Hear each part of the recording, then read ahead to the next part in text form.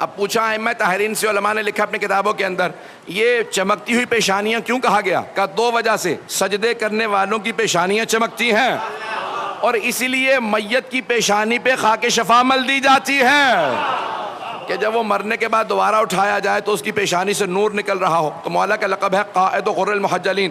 تو چھٹے امام سے پوچھا مولا یہ لقب کیوں ہے؟ کہ صراط کے اوپر صرف وہی جنت کے پار جائے گا جس کے پاس علی کی ولایت ہو اور پیشانی چمک رہی ہو۔ اب 50 مقامات پہ روک کے سوال کیا جائے گا، روایت کو سن لیجیے گا، الانوار النجف، اس کے اندر یہ تفسیر انوار النجف کے اندر مرحوم حسین بخش صاحب نے لکھی ہے، 14 جلدوں پہ تفسیر ہے، ظاہراً اس کی جلد نمبر 7 میں یہ روایت موجود ہے، سننا چاہیں گے تمام حضرات؟ تو کہا پل صراط بہت طولانی ہے، پار کرنے کے بعد جنت ہے، کہا وہاں پہ کچھ افراد بہت تیز رفتار سے اسے پار کر لیں گے، سننا چاہیں گے نا روایت؟ کچھ افراد بہت تیز رفتار، جیسے برق، بجلی کڑکتی ہے، کتنی تیز کڑکتی ہے، میلوں سفر کرتی ہے لیکن چند سیکنڈ کے اندر، تو کہا کچھ اتنی تیز رفتار سے پل صراط کو پار کریں گے کہ یہاں پہ مولا کہیں گے جاؤ، اور دیکھا جائے گا کہ وہاں پہنچ گئے، جیسے جناب سلمان، جیسے جناب ابو ذر، جیسے جناب مالک اشتر، یہ بہت تیز رفتار سے۔ کچھ مولا فرماتے ہیں کہ تیز رفتار گھوڑے کی طرح سے دوڑتے ہوئے پار کریں گے، کچھ انسانوں کے تیز رفتار سے، کچھ چلتے ہوئے، کچھ بیچارے بیلنس کرتے ہوئے، اور کچھ گری جائیں گے، اور مولا کھڑے ہوں گے صراط کے ایک پار، صرف چہرہ دیکھ کے کہا کریں گے جہنم سے، ھذا لی وھذا لک، اے جہنم یہ میرا ہے، چہرہ دیکھ کے صرف مولا کہیں گے جہنم سے، اے جہنم یہ میرا ہے اسے چھونا مت، اور کسی کا چہرہ دیکھ کے کہیں گے یہ تیرا ہے اسے چھوڑنا مت۔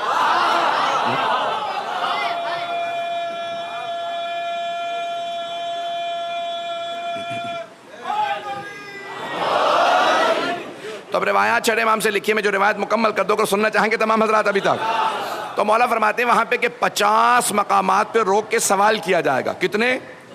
50 مقامات پہ رک جاؤ، ایک سوال ہے، جواب دیا تو کہا آگے بڑھ سکتے ہو، اور اگر جواب غلط ہوا تو وہیں سے فرشتے دھکا دے دیں گے، وہیں سے پورے صراط سے دھکا دیں گے، نیچے جہنم ہی ہے، پھر اور کچھ بھی نہیں، پھر جہنم فوراً اس کو آ لے گی۔ ایزان گرامی، مولا فرماتے ہیں 50 مقامات پہ تیزی سے انسان چلتا چلا جائے گا، 50ویں مقام پہ مولا امام صادق فرماتے ہیں 50ویں مقام پہ سارے فرشتے روک کے سوال کریں گے، بتاؤ علی کی ولایت کو مانتے تھے یا نہیں؟ جو کہے گا مانتا تھا اسے کہیں گے جنت میں جا سکتے ہو، اور جو کہے گا نہیں مانتا تھا تو سارے کے سارے 49 مقام سے پار کر کے جیسے 50ویں مقام پہ پہنچے گا وہیں سے اسے نیچے پھینک دیا جائے گا۔ میں سوچا کرتا تھا مولا اگر اتنا ہی یہ سخت مسئلہ تھا تو پہلے ہی پوچھ لیتے، یہ امیدیں لگا لگا کے 50ویں مقام پہ پہنچا اور وہاں سے دھکا دے دیا گیا، سب سے پہلے یہی سوال پوچھ لیتے، بھائی علی کو مانتے تھے، اس کے بعد آگے بڑھ جاتے، باقی سوالات ایسا ایسا ہوتے چلے جاتے، سارے سوالات ہو گئے، آخر میں علی ابن ابی طالب کی ولایت کا سوال۔ تو مرحوم آیت اللہ حسین بخش صاحب فرماتے ہیں، کہتے ہیں کہ امام کا پیغام یہ ہے کہ اگر سارے اعمال صحیح ہوں لیکن علی کی ولایت نہ ہو تو کوئی عمل قبول نہیں، اور اگر علی کی ولایت قبول ہے تو سارے اعمال قبول ہیں۔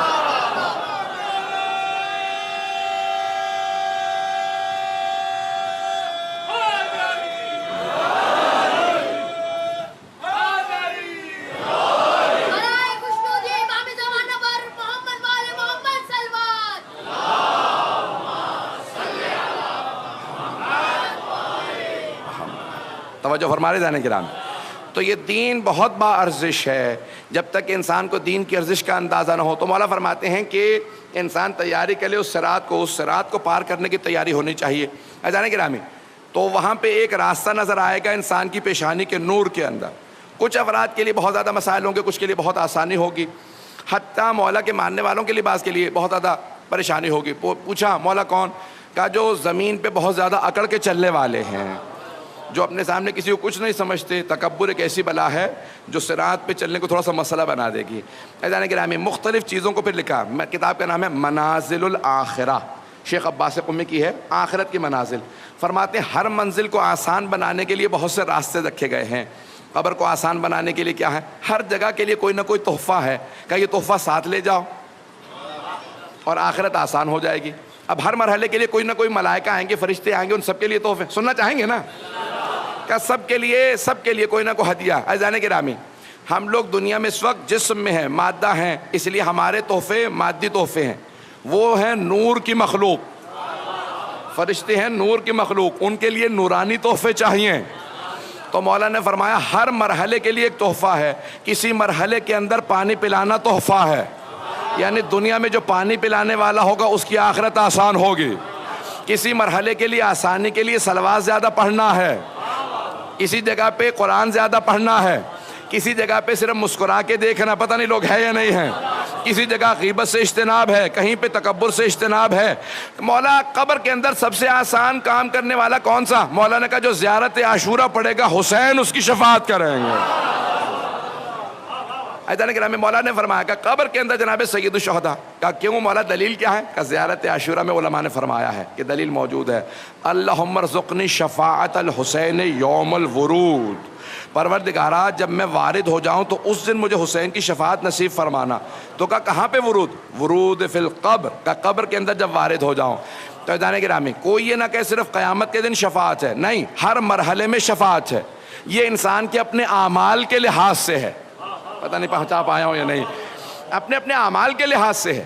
بھائی ٹھیک ہے، میں کہتا ہوں کہ وہ اگر شیعہ جو روز قیامت بخشا گیا، کو کمال نہیں کیا اس نے، وہاں تو ترس کھا کے اکثر کوئی مولا سب کو شفاعت کر کے لے ہی جائیں گے. یہ جو بیچ میں اتنے برزخ کے اندر مراحل آئیں گے، ان کے اندر سختیاں آئیں گی، انسان اس کے اندر بھی شفاعت ہو جائے. عزیزان کرام کثرت سے روایات موجود ہے، روز قیامت امام شفاعت کریں گے. لیکن بہت سے ایسے شیعہ ہوں گے کہ مولا اس کی قیامت کا بھی انتظار نہیں کریں گے. جیسے قبر میں جائے گا وہاں پہ کوئی نہ کوئی امام شفاعت کر دیں گے. ذمہ داری سے پڑھ رہا ہوں، بہت سے ایسے شیعہ ہیں کہ اس کی موت کا انتظار بھی نہیں ہوگا. جب موت آ رہی ہوگی تو مولا کہیں گے خبردار اے ملک الموت، آرام سے روح قبض کرنا، یہ ہمارا ہے. موت کے وقت بھی بہت سوں کی شفاعت ہو جائے گی. اب عزیزان گرامی یہ ہمارا معیار ہے کہ ہم اپنے آپ کو کتنا دیندار بنا لیتے ہیں کہ ہمیں کس مرحلے میں شفاعت نصیب ہوتی ہے. پتہ نہیں بات پہنچی یا نہیں پہنچی ہے. اب شاید کہ آپ گھبرا نہ گئے ہوں کہ یہ اتنے سخت مراحل پیش کیا، نہیں، بہت سوں کی مختلف مراحل کے اندر شفاعت ہوگی. عزیزان گرامی ہم اپنے آپ کو تیار کریں، اتنا دیندار بن جائیں کہ ہم پھر منتظر نہ رہیں قیامت تک کے لیے کہ برزخ بہت طولانی ہے. بہت سوں کی برزخ میں، کچھ کی برزخ کی ابتدا میں ہوگی، کچھ کی برزخ کے اندر کچھ برس سختیوں کے بعد، کچھ کی بہت سی دیر مراحل میں. اور جس کا جتنا رتبہ زیادہ ہے اس کا اتنا ہی امتحان سخت ہے. جملہ میں کہہ گیا، جس کا جتنا، میں چلیں واقعہ جلدی سے سنا، وقت ہے نا میرے پاس ابھی. ایک واقعہ پیش کر دیتا ہوں. شیخ عباس قمی نے ظاہراً اس کو لکھا ہے. فرماتے ہیں کہ دو علماء بہت بڑے عالم تھے. عالم سے مراد یہاں پہ عام عالم نہیں ہے بلکہ بہت بڑے جلیل القدر علماء، کیونکہ ہر عالم کا بھی مقام برابر نہیں. کا بہت جلیل القدر عالم تھے. دونوں دوست تھے. دونوں نے ایک دوسرے سے کہا ہم میں سے جو پہلے مر گیا دوسرے کو آ کے بتائے گا کہ اس کے ساتھ کیا کچھ ہوا، تاکہ دوسرا تیار ہو جائے. کہ کتنے عرصے میں؟ کہ 3 دن کے اندر اندر. وہ کہتے ہیں تقریباً 22 سال گزر گئے. ایک کا انتقال ہو گیا تھا، 22 سال بعد وہ خواب میں آئے. جیسے ہی دوسرے کے خواب میں آئے عالم کے، انہوں نے کہا بھئی آپ نے تو وعدہ کیا تھا پہلے ہی 3 شبوں کے اندر اندر، سوئم سے پہلے آ کے بتا دوں گا. 22 سال، مومن تو وعدہ وفا کرتا ہے، جب وعدہ کر لیتا وعدہ پورا کرتا ہے. آپ اتنے بڑے عالم دین ہو کے اتنی احادیث، ہزاروں لاکھوں آپ نے کتابیں پڑھی، احادیث پڑھی، اور آپ نے یہ کیا کیا؟ وعدہ پورا نہیں کیا. کہا وعدہ پورا تو تب کرتا اگر میں آسانی میں ہوتا. کہا آپ پہ بھی سختی آئی؟ کہاں بہت. اور کس بات پہ؟ چھوٹی سی بات پہ.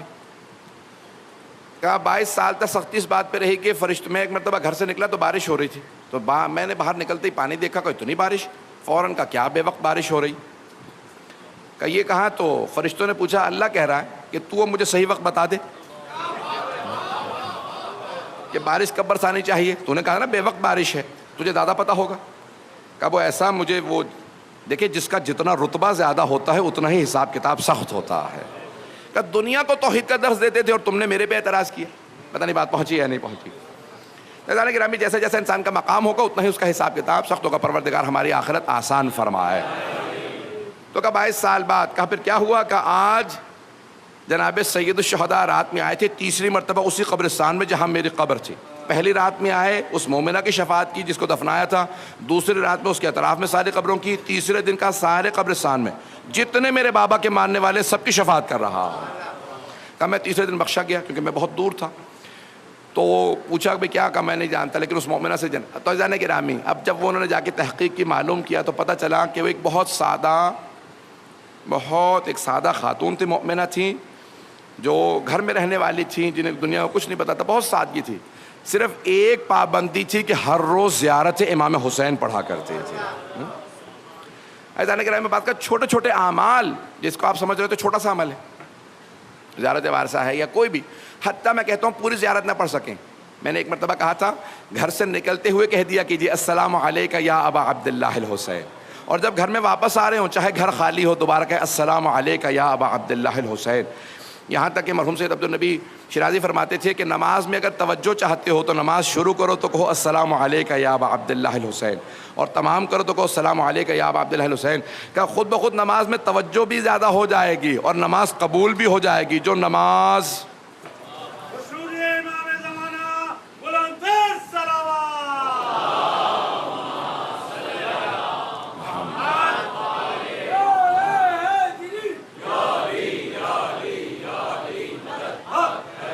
عزیزان گرامی وقت نہیں ہے کہ میں تفصیل میں جاؤں، اب یہ انسان اگر دین پہ عمل کرنے لگے تو خود بخود زندگی آسان ہو جائے گی۔ یہ دین بہت پرارزش دین ہے، اس دین کو بچانے کے لیے کتنی بڑی بڑی قربانیاں دی گئی ہیں، دین پہنچانے کے لیے حبیب خدا نے پتھر بھی کھائے ہیں، امیر المؤمنین نے تیر بھی کھائے ہیں، سید الشہداء نے اور ائمہ اہل بیت علیہ السلام نے کتنی سخت قربانیاں دی ہیں اس دین کو بچانے کے لیے۔ جس دین کے لیے اتنی قربانیاں دی گئی ہوں پھر اس دین پہ عمل ہونا چاہیے یا نہیں ہونا چاہیے؟ ہر انسان اس دین پہ عمل کرے، یہ دین بہت بارزش ہے، تو معرفت بڑھاتے چلے جائیے تاکہ عمل بڑھتا چلا جائے۔ 11 محرم کا جب دن نکلا، میدان کربلا تھا، راوی کہتا ہے جیسے ایک ٹوٹی ہوئی تسبیح کے دانے بکھر جاتے ہیں، بیبیاں میدان کربلا میں ایسے بکھر گئیں جیسے ٹوٹی ہوئی تسبیح کے دانے۔ کوئی بی بی کسی لاشے پہ جا کے رو رہی ہے، کوئی بی بی کسی لاشے پہ رو رہی ہے، کوئی بار بار کہتی ہے واہ علی اکبرا، کوئی بی بی کہتی ہے واہ قاسمہ۔